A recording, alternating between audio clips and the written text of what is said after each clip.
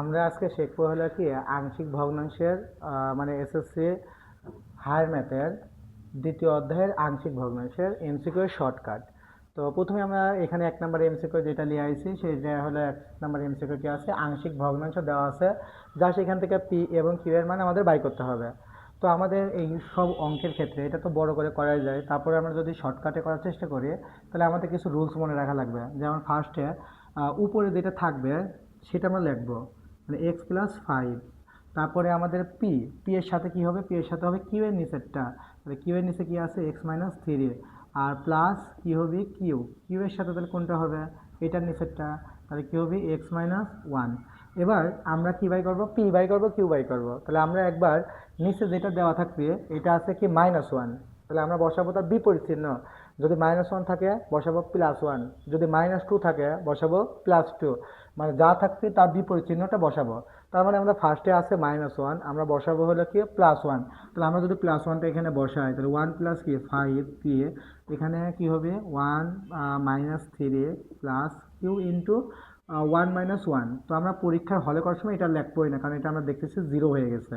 তো এখানে আমরা ক্যালকুলেশন করলে সিক্স, আর এখানে কী হবে মাইনাস টু পি। তাহলে সুতরাং পি ইজিক্যাল টু কী হবে সিক্স বাই মাইনাস টু, কাটাকাটি করলে কত হয়ে যাবে মাইনাস থ্রি। তার মানে পি এর মান কী হয়ে গেছে মাইনাস থ্রি। তার মানে আমাদের এটাকেও তো থ্রি আছে, তাহলে এটাও হবে না, আর মাইনাস থ্রি বাড়াইছে, এটা প্লাস থ্রি আছে, এটাও হবে না। অ্যান্সার খ হবে অথবা ঘ হবে। তাহলে দুটার মধ্যে আমরা আবার যদি অপশন চেক করি, আমরা যদি হলো কি এর আগে এবার বসাইছি কত ওয়ান, এবার বসাবো কত আছে মাইনাস থ্রি, বসাবো প্লাস থ্রি। তাহলে আমাদের অ্যান্সার খ হতে পারে না ঘ হতে পারে।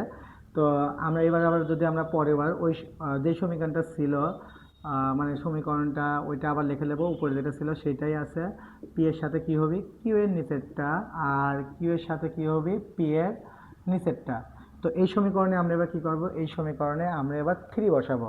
তাহলে থ্রি বসালে কী হবে থ্রি প্লাস কি ফাইভ সমান সমান P into three minus three plus Q into three minus one.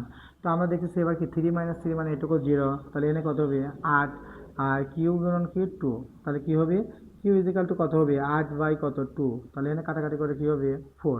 তার মানে আমাদের অ্যান্সার পি এর মান বাড়াইছিল কত, পি এর মান বাড়াইছিল আমাদের মাইনাস থ্রি, আর কিউ এর মান বাড়াইলো কত আমাদের ফোর। তাহলে অ্যান্সার কী হবে খ নাম্বার। আচ্ছা, এবারে আমরা কি 2 নম্বর এমসিকিউ যদি দেখি আংশিক ভগ্নাংশের, তাহলে এটা ওই সেমভাবে সলভ করা যাবে।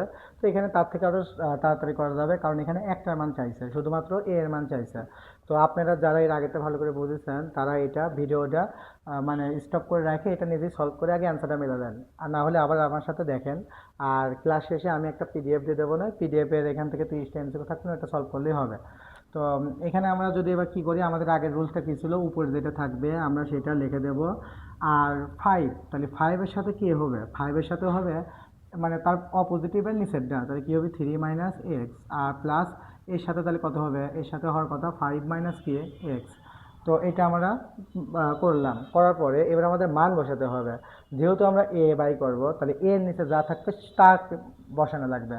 তাহলে আমরা যদি পাশের নোটটা করে নেই, মানে নিচে যেটাই থাকবে সেটা ইজিক্যাল টু জিরো ধরা লাগবে। এর আগেও কিন্তু আমরা তার বিপরীত চিহ্ন লিখছিলাম, সেটার এক্স আগে ছিল আর এটার এক্স যেহেতু পরে আছে, তো এটা আমরা মানে ওইটাও ওই রুলসেই ছিল কি, মানে জিনিসে যেটা থাকবে সেটা ইজিক্যাল টু জিরো। তাহলে আমরা যদি এখান থেকে এক্স বাই করি minus X equal to minus three, তাহলে এক্স ইজিক্যাল টু কি থ্রি।